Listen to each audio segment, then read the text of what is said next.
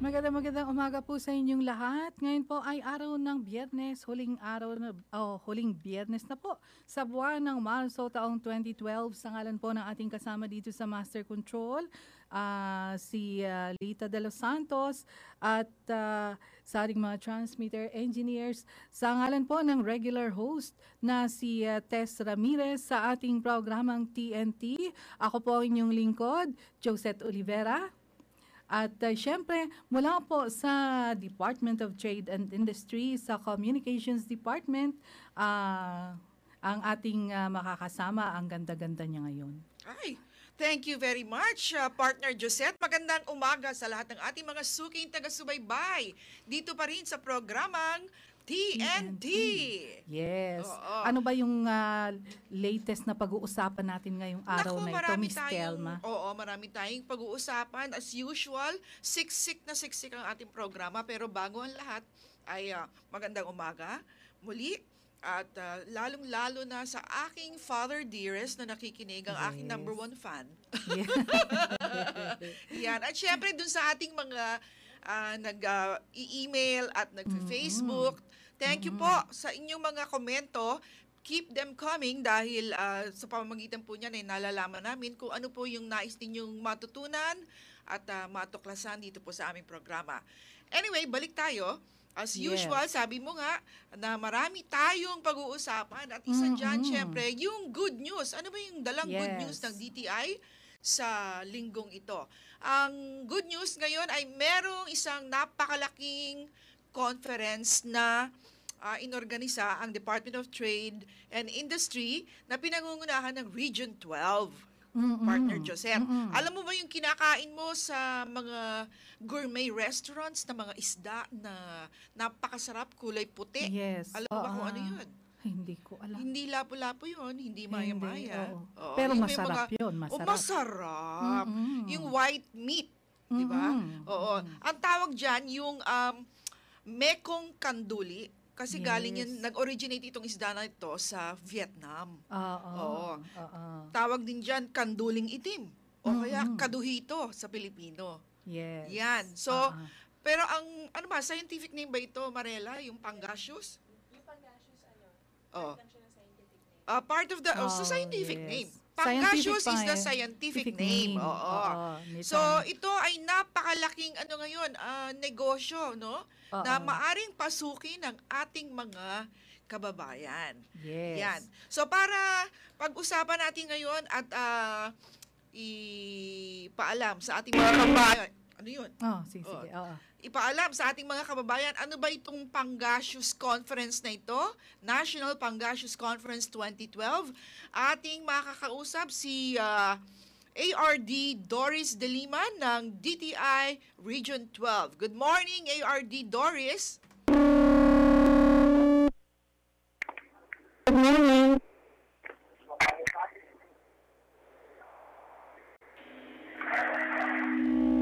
Hello? Hello, yes. Yes. Yata yung iyong monitor dyan. Nakikinig ka ba sa radyo?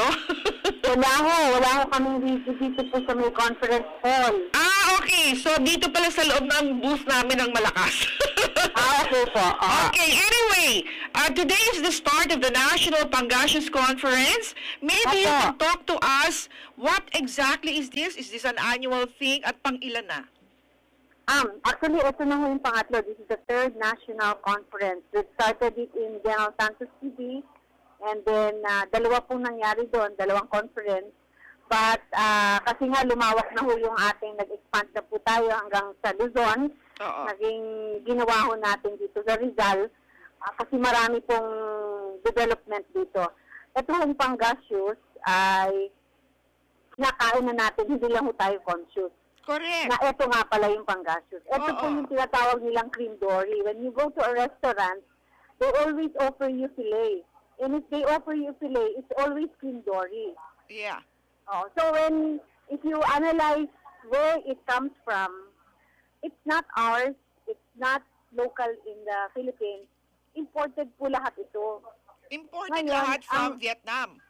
Opo, Vietnam. Vietnam po ang source nito. Kaya pagka isipin natin, kung pababayaan natin na mag-i-import po yung ating importers and it goes to our restaurants, it goes to our consumers through the supermarket, what will happen to our tilapia, what will happen to our local bangos? Yes. Nawawala na po masyado yung paggamit or pag-offer ng menu na yon o ng fish menu sa mga Okay. restaurant. So, what we're doing now is advocating, promoting investments on pangasius, which can be grown, cultured, and processed in the Philippines. Ito po yung pinaka-tema ng conference. We'd like to inform the participants, the investors, that there's money in pangasius Okay. production. Gaano ho ba kalaki ang demand para sa pangasius o yung cream dory? Kung titingnan na lang po natin yung imports natin, nag-average po tayo ng 600 metric tons. 600 Valued at 600 metric tons metric a month. tons. Yes, valued at about 1.6 million US dollars monthly. Wow, that's Yeah. so big. Tapos kung i-equate po natin yan, equate natin sa, kung papalitan natin yung ating ini-import na ganon monthly, kailangan pong mag-develop tayo ng roughly 40, we should develop 270 hectares for us to get that much volume. And right Oo. now, how big a hectarage Naku, do we maliit have? pa lang ho. Maliit Ilan? pa lang. Nandun pa lang tayo tumatakbo sa mga 39 hectares 39 hectares pa lang. pa lang. Oo. Napakaliit ano. At saka ano po, I'm just talking about fillet. Pero itong ating mga kinukulture ngayon, kinakain ho siyang whole. Binibili po pala siyang whole. Hindi po Okay. siya masyado na po-process. So, we are promoting to our local investors na look into the project of filleting or processing. Oo. Oo, kasi yun ang gusto ng restaurant. Ayaw na nilang bumili ng fresh whole, tapos sila pa maglilinis. Oo. Gusto nila direct from the freezer, lulutuin na lang. Correct. Mm-mm. Oh, may tanong ka ba, partner Josette? Yes, Telma.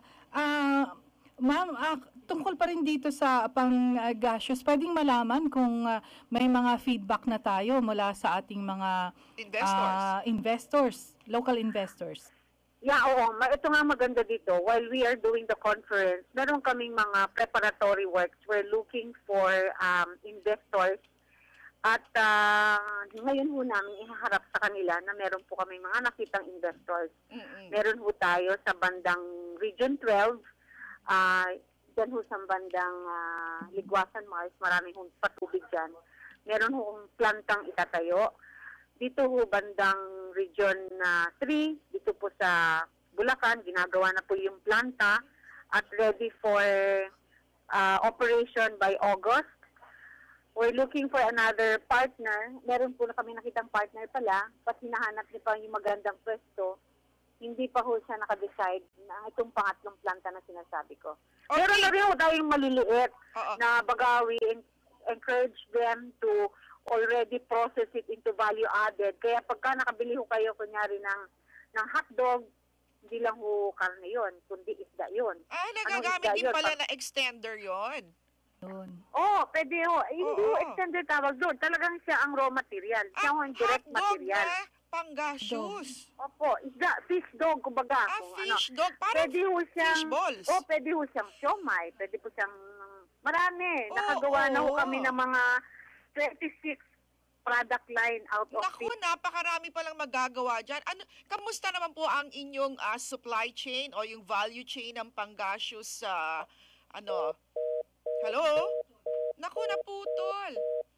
Ay, baka sa ibang line ba? Oo. Naputol, sayang. Oo, sayang. tawagan natin uli. Oo. Okay.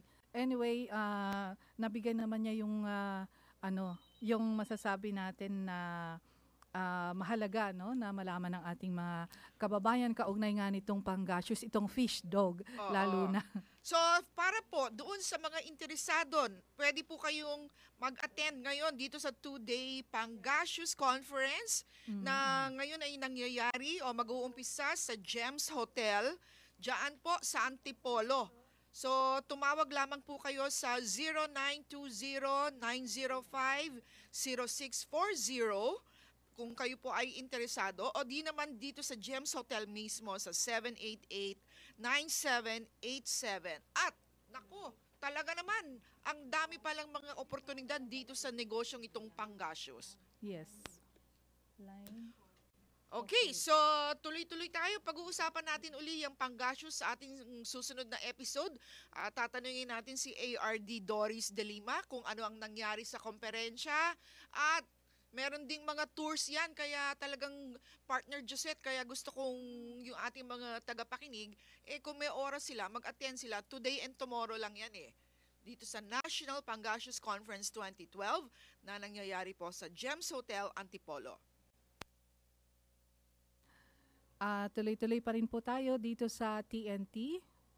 Yes. Yes, tuloy-tuloy tayo at ang ating pag-uusapan naman dahil ang theme ng ating episode ngayon is The Coconut Nut. Di ba may kantang The Coconut Nut is a very good nut. Di ba? So ano ba yung mga kakaibang coconut products o kakaibang mga produkto na nanggagaling sa nyog?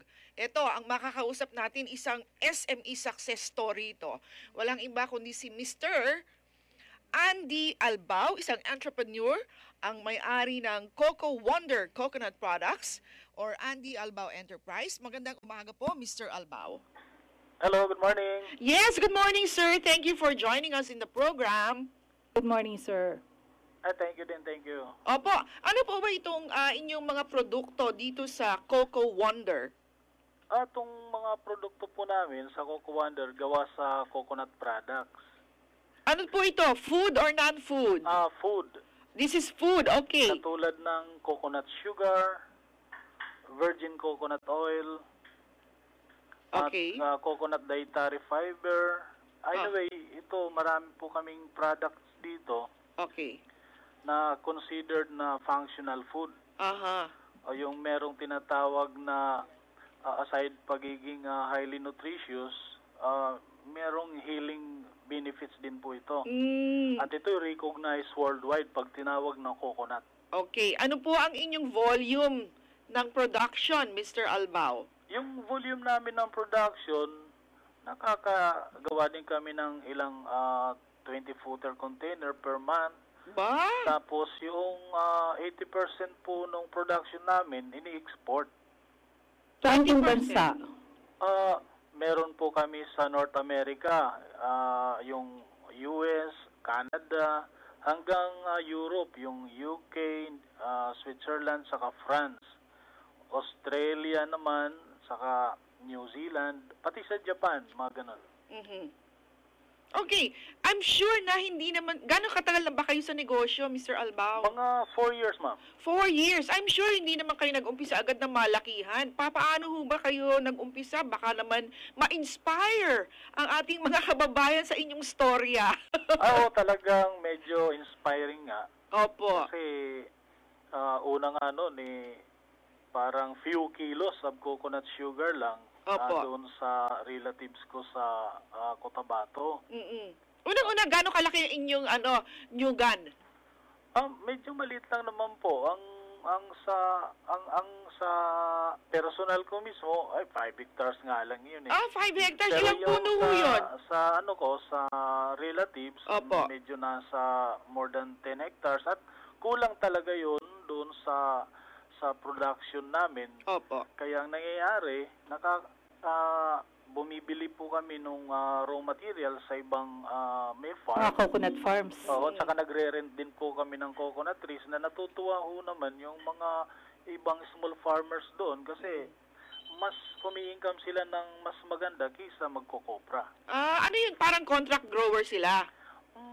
hindi naman open din sila kung saan nila gustong magbenta sa ibang Hindi, yung sabi nyo kanina, nagre-renta kayo ng... Ay, yung iba, nagre-renta kami. Paano yun? Paano nagre-renta ng coconut trees? Parang ngayon ko lang narinig yun. Oo. Halimbawa, ma'am, yung sa production namin ng coconut sugar. Opo. So, kailangan namin talaga ng ibang coconut trees, lalo na yung medyo mas mababa. Opo. Ngayon, yung iba, pinapagawa nila ng nyog, para pang kopra. Okay. Ngayon, nire-rent na lang namin para sa harvest ng sap, para sa coconut sugar production. Okay. So, yun. So, kinokontratan nyo na sila? Kinokontratan namin. Oo. So, yun. Tuloy-tuloy naman. Minsan, 1-year contract, 2 years. Depende kung anong Naku, papag-usapan. maganda ring opportunity pala yan, ano? Siguradong kita yun. Oo, lalo na dun sa walang mga marketing and promotions arm dahil nga maliliit lang sila ng mga farmers. Tamang-tama yan, Mr. Albao. Totoo yun. Totoo. Oo, dito ho sa 5 hectares ninyo na pinagsimulan, ilan po ang nakatanim dyan ng nyog? Actually, doon sa 5 hectares, ang kung tutusin, ang standard niyan, according sa ng Philippine Coconut Authority, dapat sa 1 hektarya merong 100 na puno ng nyog. Oh, really? Pero, siyempre, alam mo naman, hindi naman tayo parang nagtanim yan noon. Parang kung ano lang ang nandiyan dyan, maisip magtanim meron. So, uma-average yan minsan ng mga 700, mga 70 na nyog ang meron. Okay. So, hindi napupunan yung... Hindi napupunan. Pero ngayon, hopefully, sa tulong din ng Philippine Coconut Authority at saka ng mga mismong small farmers, na nakikita din nila na medyo gumaganda rin ang presyo ng nyug ngayon magtanim sila. Yun, importante. Oo, yung mga kasi walang partner tanim Josette, doon. alam mo, Yes, oo. ang problema natin, marami ng mga matatandang puno, hindi po ba, Mr. Albao? Oh, yan ang problema natin ngayon. May lang doon dapat. Yung halimbawa matatanda ng puno, ginagawa ng iba, magtatanim muna doon sa medyo siguro 3 meters apart or in between sa may mga malalaking nyog. Din pag bumunga na ng pwede nang putulin yung mga matatandang nyog. Yes. Saka kapag paginabang din sana doon sa in between din naman ng mga nyog, Intercropping. ng kakao. Kakao. Oo, yun ang magandang pares nyog at saka kakao Oh. Yan sabi nila, ang natural fertilizer ng nyog ay yung salt water o asin. Asin. Oo. Okay na yun. So, ibig sabihin po ba, mas maganda kung ang inyong taniman ay malapit sa Lapit dagat sa- o inland? Pwede din pero hindi naman lahat din ng malapit sa dagat maganda. Siguro hindi masyadong malapit. Kasi pag masyado nang maalat, baka may problema din. I Pero see. anyway, maganda talaga na malapit sa dagat as long as nakakaano siya noong salt na nakakapagbigay ng mas magandang bunga sa kanya at saka may pagkakaalam ko sa mga naano ko yung coconut din na medyo nalalagyan mo ng salt o malapit sa dagat mas richer in minerals. Sa ngayon ba, Mr. Albao, may plano kayong palawakin pa itong inyong pag-e-export sa iba pang mga bansa? Oo, talagang pangarap ko hanggang langit. Siyempre, oo. Walang masamang mangarap. Yes, oo. Libre po ang mangarap. Libre yung mangarap Umabot pa lang ako sa tuktok ng isang nyog, okay na rin. Oo. Pero may demand po ba sa ibang mga bansa based sa inyong experience? Ay, oo, lalo na ngayon, yung virgin coconut oil, grabe. Kasi nga Lalo naman na sa nutritious US, na ano. Oo. Pero di ba, I remember one time parang sinisiraan yung VCO Noon Oo, yun. totoo yan. Oo, kasi alam mo naman, siyempre, pinoprotektahan din ng mga processor ng corn oil, soya oil sa ibang bansa. Opo. Ang business nila. Correct. Pero hindi talagang lumabas talagang totoo kung ano ba ang pinaka-healthy na oil sa mundo. VCO ang lumabas. Oo, busy ang lumabas. Correct. So, siguro, para para po dun sa mga interesadong makipag-partner po sa inyo. Paano po ang pwede nilang gawin? Anong mga oportunidad po?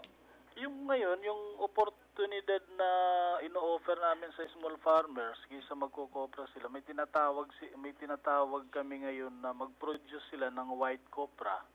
White copra. White copra. What's yung white that? copra, ito yung parang dinadryer din ng konti, huwag masyadong dumilaw, na hindi direct yung usok doon sa kanya. Aha. Kasi yun, pwedeng pigayin yun para maging virgin coconut oil. Ah. As long virgin coconut oil naman ang isa sa according naman yun sa dapat according dun sa specification na acceptable ng Philippine Coconut Authority. Ang Philippine Coconut Authority nagtuturo din kung paano gumawa nun. Tapos ang presyuhan po nun mas mahal ng mga 20 to 30 pesos kaysa sa kopra. Ay, For example, okay. Mas malaki, kung no? ang kopra ngayon 30 pesos, ang presyuhan po noon nasa 50 hanggang 60 pesos per kilo. So halos Ayun. doble. Yung pong desiccated coconut, hindi kayo gumagawa? Hindi pa, meron ho kaming pero hindi pa yung pang-export as desiccated. Okay. Pang-production muna ng virgin coconut oil. I see. Pero yung desiccated coconut, isa din ho yun sa pinag-aanohan namin ng grupo na makagawa din noon. Kasi maliban sa makakapag-supply ka ng as a desiccated, makakagawa ka rin ng virgin coconut oil mula doon. Correct. Tapos yung anong tawag doon? Yung pinag-anuhan niya? Yung squeeze. pinakasapal naman niya. Yung pinagkatasan. Pinagkakasan. Ginigiling yun, nagiging coconut flour po yun. Ay, ginagawa pang flour. Oo, Talaga yung 50 pesos ang kilo ngayon yan. Magkano po? 50. Oh, wow. Talaga yung coco flour? Oo. Mahal ang Dapat pala lumapit na kayo sa mga bakery association at i-offer ninyo yung coco flour. Yung iba talaga, gumagamit na rin yan. Oo. Pero kakaunti pa lang po. Kakaunti. Yun nga sa abroad ang malakas. Oo. So dapat i-promote pa natin yung yung coco flour para bumaba din yung presyo ng ating mga tinapay. Oo, Yes. yun. Oo. Anyway, baka nga tumas konti siguro. Ay, tataas? Kasi baka mas mahal kasi yung coconut flour kaysa sa Ayun. regular na wheat flour. Okay. Pero anyway, yung health benefits doon maganda. Oo. Yes. Oo, O di- kasi functional food na yun Correct. pagkataon Kung mahal, na lang tayo, pandikoko. At Pwede, least oh. Ay, coconut masarap pa rin. yun! Oo, pandikoko. Tapos, pag gumawa ka ng pandikoko, coconut sugar ang gawin mong sweetener para pwede sa may mga diabetes. Oo nga naman. Bago yan. Pang meron health ho kami benefit din pa ngayon, rin. tinatawag na culinary virgin coconut oil na hindi siya yung lasang VCO na regular na maamoy. Na pag Mabango. pinagluto mo siya, hindi siya hahawa dun sa pagkain. Okay. So, maraming salamat po, Mr. Opo. Andy Albao. Baka meron pa kayong nais idagdag na hindi namin naitanong. Pati na rin po yung inyong telepono kung maaari pong kayong kontakin. Yung mga may dadagdag ko lang po, marami kaming, umaabot kami ngayon ng 30 plus na coconut products. Okay? So, ang doon, ang karamihan doon, puro food products.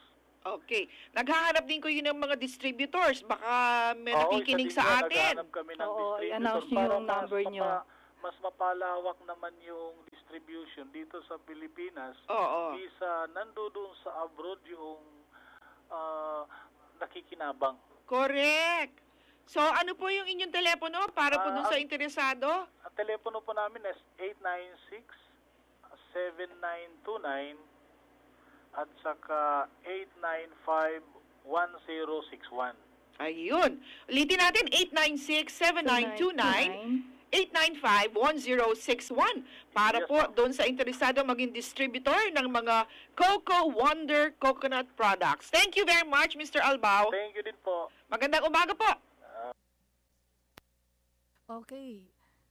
Tuloy-tuloy pa rin po tayo mga kaibigan dito sa ating programa. At, Wala ba tayong break? Parang hinihingal na ako sa iyo. okay, break muna Parang tayo. tuloy-tuloy tayo.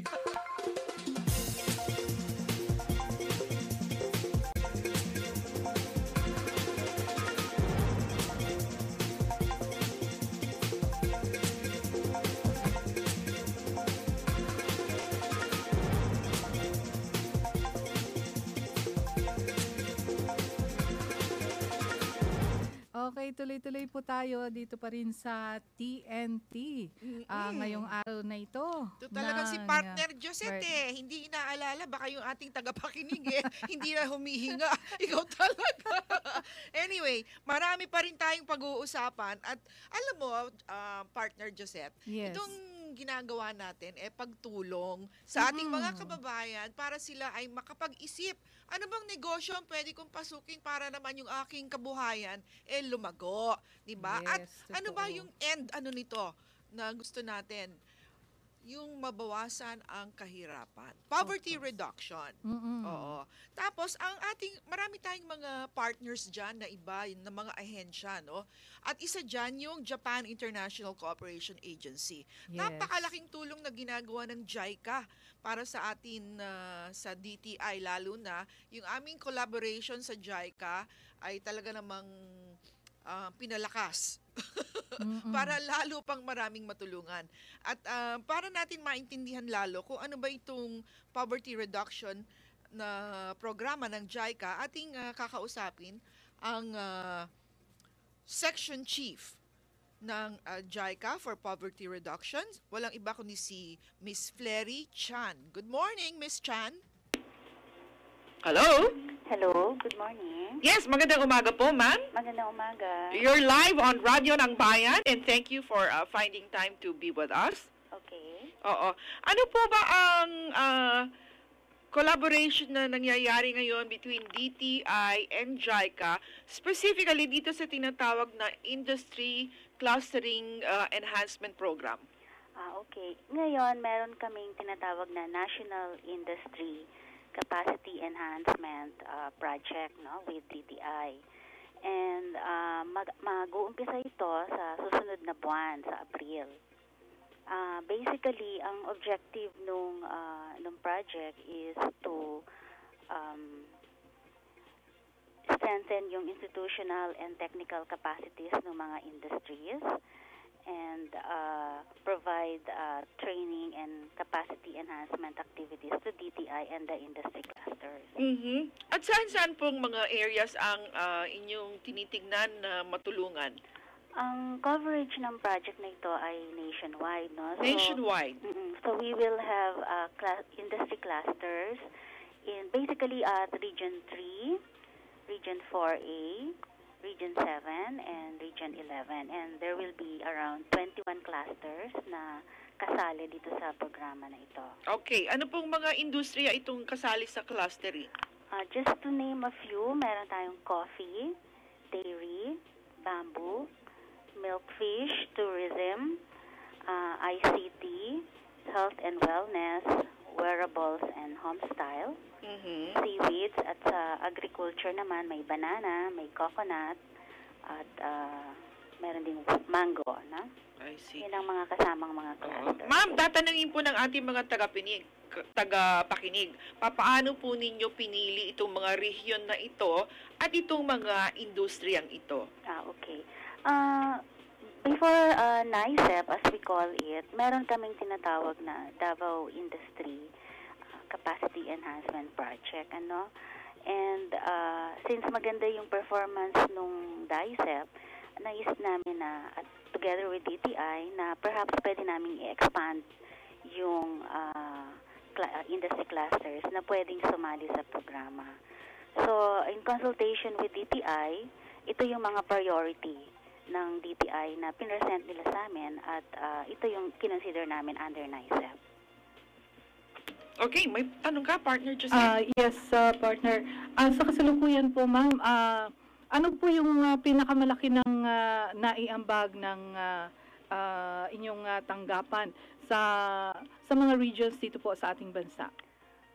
Under DICEP, basically yung technical cooperation projects kasi ng JICA, ang basic components niyan ay yung pagdi-dispatch namin ng mga experts, that's number one.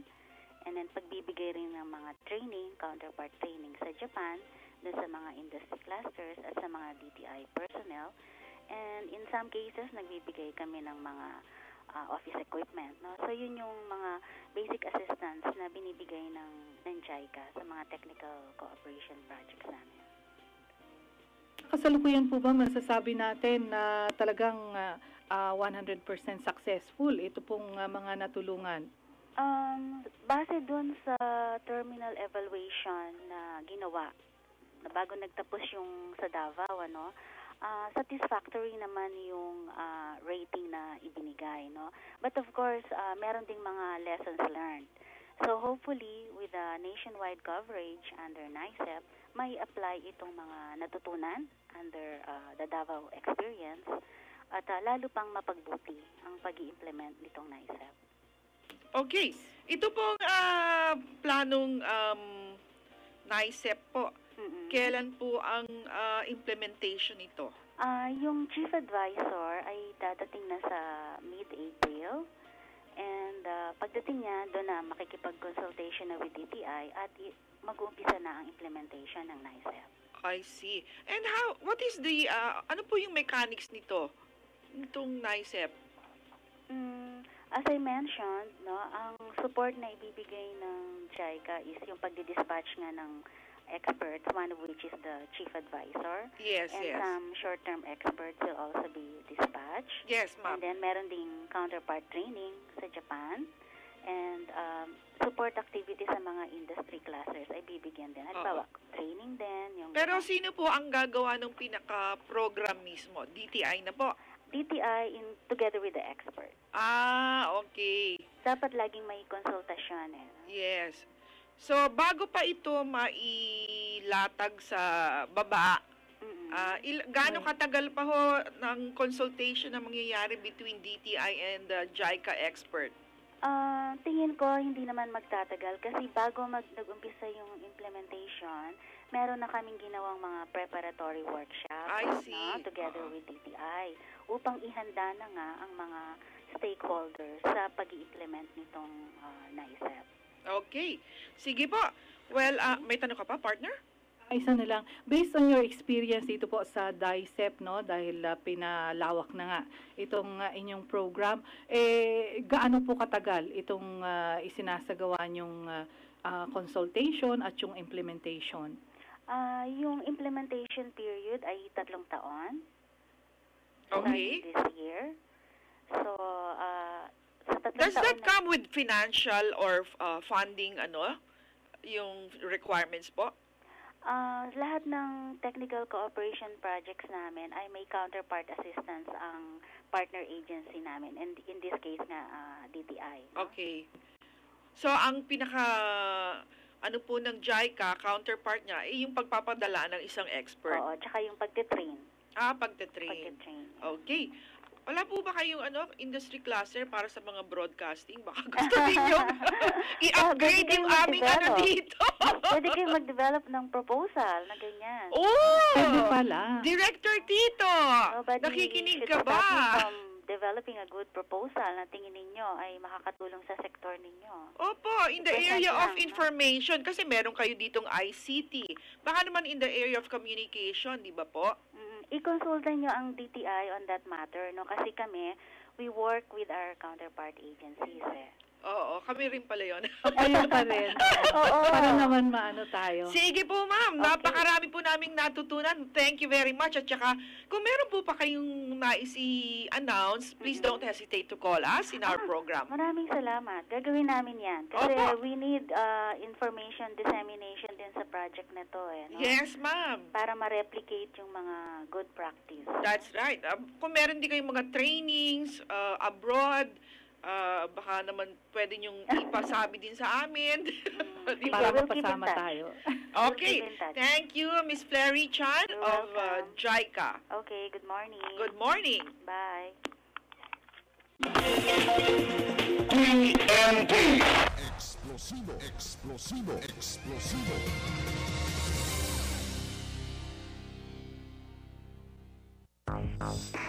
Paano ko kaya mapaghahandaan ng pagtaas-baba ng mga presyo ng mga bilihin?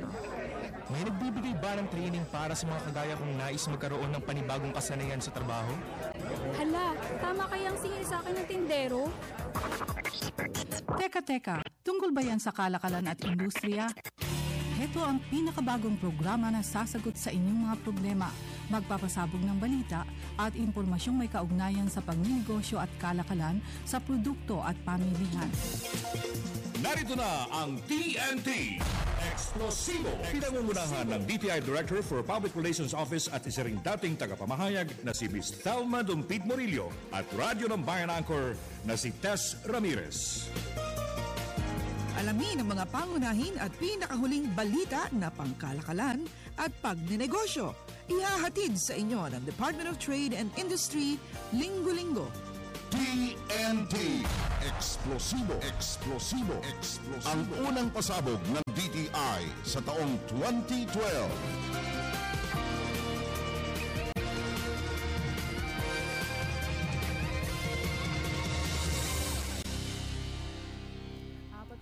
Minuto na po makalipas ang alas 8 dito pa rin sa TNT and partner. Yes, bago tayo tumungo sa iba na namang topic, meron tayong isang dito, yung segment sa ating programa, partner Josette. Ito yung tanong ng tao, TNT. Yes.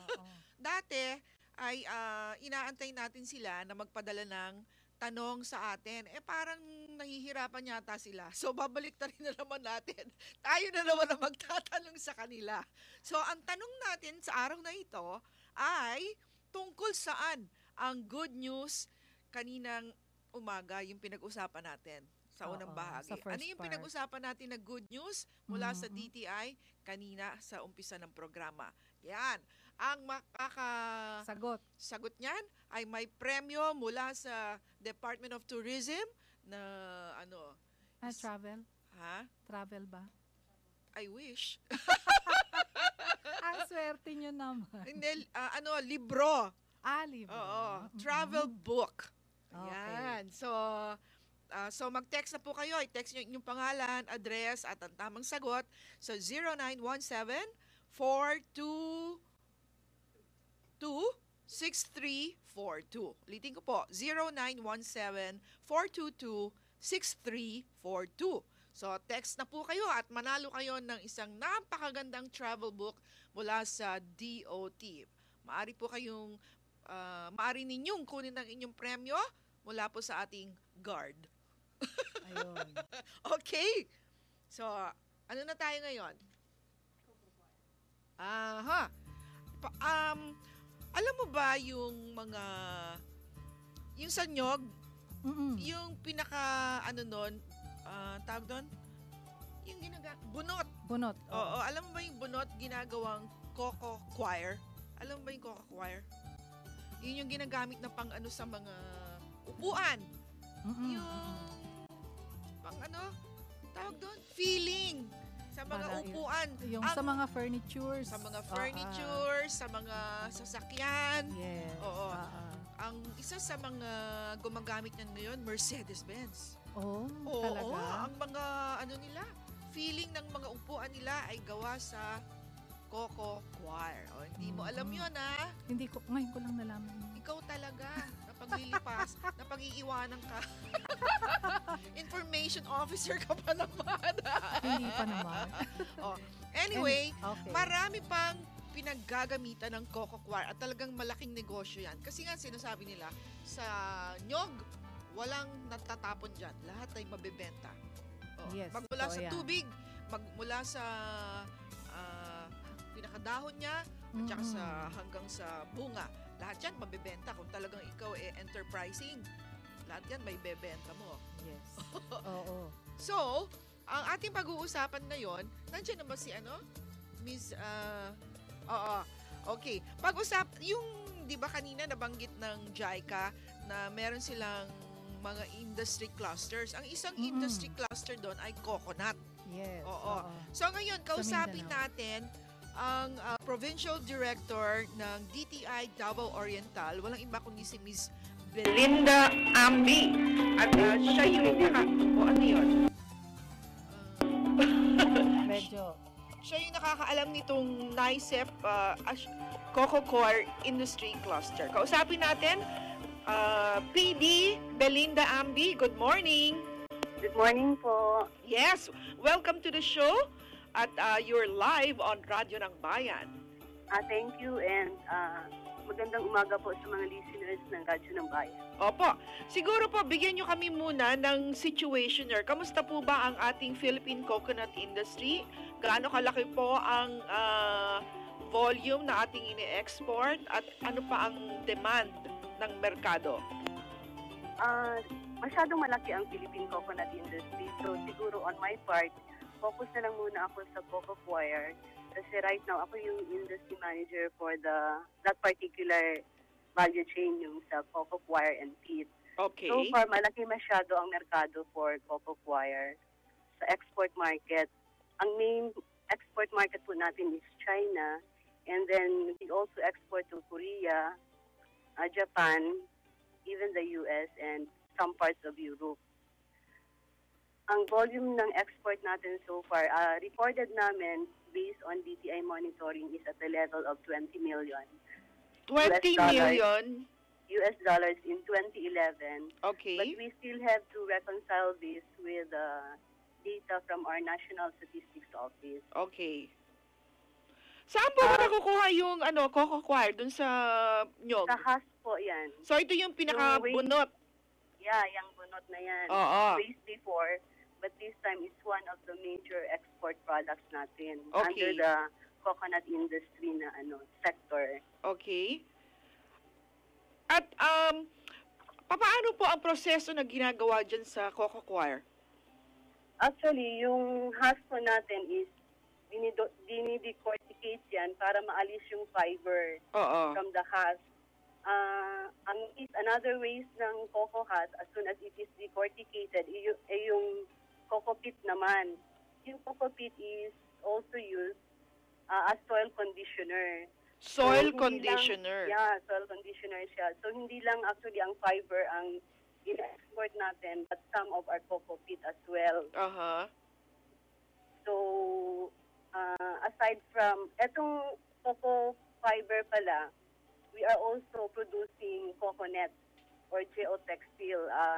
Ang ginagawa dito is from the fiber, tinitwine siya and then wini-weave siya para maging coconut.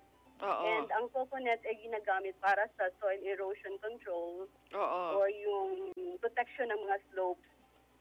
I see. So right now, hindi lang export market ang merkado natin for coco coir or coconut, but also dito sa domestic market, in particular yung project ng DPWH, yung road construction nila. Opo. Malawak na po ba ang kaalaman ng ating pong mga magnyunyog sa mga maaring paggamitan nito pong coco coir? Actually, meron na rin silang kaalaman. Conscious na rin sila kung ano ang gamit ng coco coir. Opo. Kaya instead of throwing away the coco husk, binibenta na rin nila ito sa mga decorticating plants. Okay. And ang sa decorticators naman natin, ang ibang farmer cooperatives, ginagamit nila for the coco twining initiatives. So even ang mga families ng farmers natin, nagtutwine na rin sila ng coco fiber. I see. Yung pong technology transfer, saan po sila maaring mag-inquire kung gusto nilang matuto? Actually, ang PCA, Philippine Coconut Authority, ang DOST, is promoting the technology on coco decorticating. Yes. Gusto ko lang i-emphasize na sa pala natin, yung development initiative natin to push for coco coir industry, meron tayong convergence or collaboration among stakeholders. So kasama dito sa collaboration natin ang DOST, ang PCA of course being the main agency tasked to develop the coconut industry. And then meron po ding participation ng DA, ang Fiber Industry Development Authority. Of course, ang Department of Trade and Industry kasi tayo yung sa value-adding component. That's right. And meron tayong private sector group na kasama dito yung Philcoir. Ito yung Organization of Philippine Coco Coir Exporters and Producers. Coco Coir Exporters and Producers. Yeah, Philcoir. Okay. So through this collaboration, tinitingnan namin yung the whole value chain ng coco coir industry tinitingnan namin yung mga gaps and we recommend for measures to support the industry. Partner, nabanggit ni PD Alba yung mga, Ambi pala, na yung may mga gaps, ano? Dito, di ba meron tayong, yung Coco Coir Industry Development Plan na PD? Yeah, oo, meron na tayong Coco Coir Industry Development Plan. Oo, at, Actually, go ahead.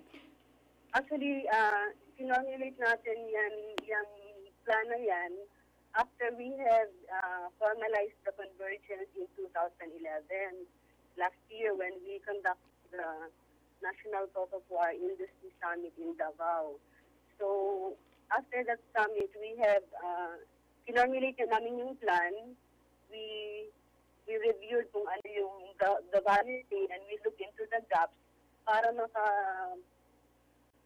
formulate yung program. Ano po ang strength at weakness ng ating pong value chain? Ano? Ano po yung mga strength at weaknesses ng ating pong Coco Coir value chain? When we review the value chain, ang pinaka-gap na nakita natin is when we reviewed kasi yung mga stakeholders o yung mga producers of Coco Coir, nakita namin na maraming portion or maraming factories or decorticating plants ang nag-stop operation prior to the 2010 collaboration. Kasi ang problem nila is yung supply of raw materials, no? From the farms to the decorticating plants. So yun yung isang gap na nakita namin na seemingly walang connection, walang connect ang suppliers of the cocoa husk, yung farmers natin, yung cooperatives, with the decorticating plants. So, yun yung isang area na tinignan namin na kailangan i-improve pa with the promotion of the cocoa coir industry. So, market linkage po, PD. Yeah, market linkage between the suppliers of cocoa husk and producers of cocoa fiber. Oo, naku, napaka-importante niyan, Partner Josette. Yes. Ano po naman ang may possibility po ba na medyo lalaki pa itong demand ng Coco Coir?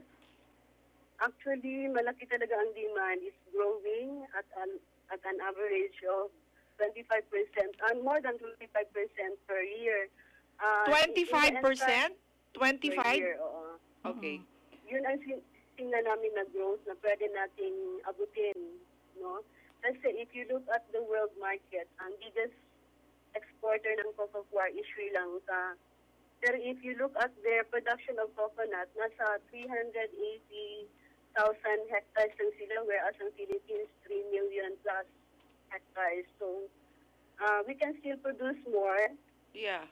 Kung i-strengthen lang natin yung value chain ng cocoa coir industry. Oo, naku. Kailangan natin yan, PD? Oo. So, magkano ba ang, dun sa 25% growth, ilan yung ating naaabot pa lang ngayon na po-produce? Actually, yun nga ang nakita namin na ang sabi ng private sector, yung 25% growth is even very conservative daw. Oo. Kasi we can still produce more. Okay. At magkano ang bentahan ho ng Coco Coir? Saan ho? Sa world market? Yes. I think it's 1,000 plus per metric ton. 1,000 per metric ton. Yeah, that's how export dollars yan. Pero sa world market na yan.